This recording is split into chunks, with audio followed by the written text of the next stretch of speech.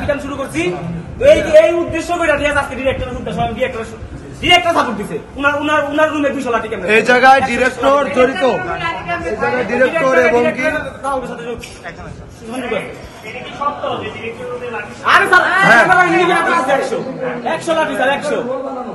ছিলাম তো আমাদের কাছে একটা ফোন যায় যে ছাত্র মানে এই সাইডের কিছু ছেলে পেলে রেডি হচ্ছে আমাদেরকে মারার জন্য, গেট আটকে দেওয়া হয়তো আমরাও বের হয়েছে কার আসলে দেখবো।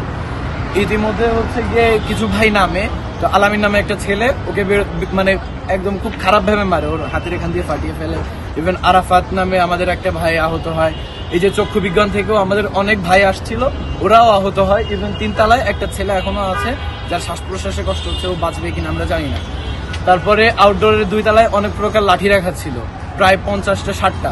আমরা যখন ওদিকে ঢুকি আমাদের কিছু ছেলে পেলে ওখান থেকে ধাওয়া দেয়, যারা এই পাশের বস্তি থেকেই বা এই যে পাশের যে এলাকা এই শ্যামলী আগারগাঁও এলাকা থেকেই তারা বিস্তার করতেছে। এবং এখানে বিএনপির নামও আসে, আবার আওয়ামী লীগেরও নাম আসে, যেহেতু এখানে বঙ্গবন্ধু আর শেখ হাসিনা 2 জনের ছবি পাওয়া গেছে।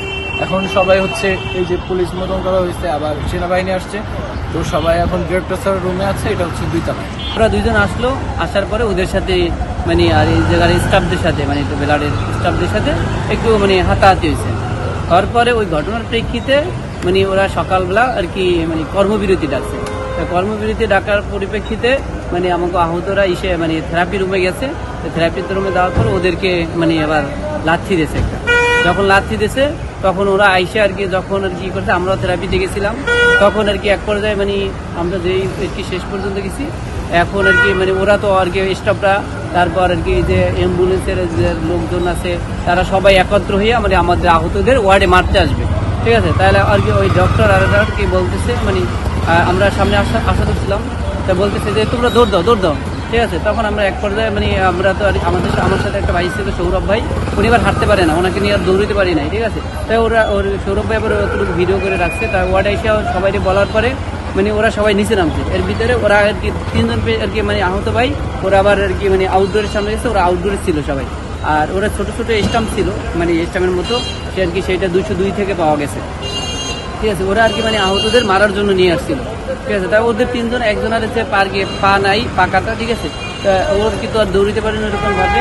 তা ওরা 3 জন ছিল, 3 জনের আর কি খুব আর কি পিটাইছে ওরা। ওই যে যখন আর কি পিটাইছে এই খবরটা আমাদের ওয়ার্ডে যখন আসলো, তখন আহতরা সবাই নামছে। কিন্তু যখন নামছে তখন আর কি দেখা গেছে যে আর কি ওরা আর কি বিভিন্ন রুমে আর কি যে জায়গাতেই পারছে আর কি বলে গেছে। তারপরে ওদের যখন ওরা যখন এখানে মারামারি করেছিল আর যখন স্টাফরা যখন এখানে মারছিল, তখন বাইরের দালাল চক্র আসছে, তারা মাস্ক পরা ছিল।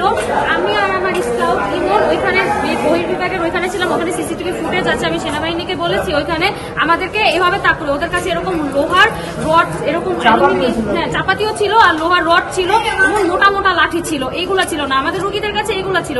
আমি তখন প্রত্যক্ষদর্শী ছিলাম। ওরা যখন এখানে হামলা করতেছিল আমি তখন এখানে ছিলাম। ওরা তখন আমাকে এভাবে তাক করে বলে এই তুই রুগী কিনা। তো এখানে বাইরে দালাল চক্র এসে আমাদের রুগীদেরকে মেরে গেছে, আমাদেরকে হুমকি দেখাইয়া দিছে। কারণটা কি, কেন আপনাদেরকে হুমকি দিচ্ছে, কেন রুগীদের মারছে?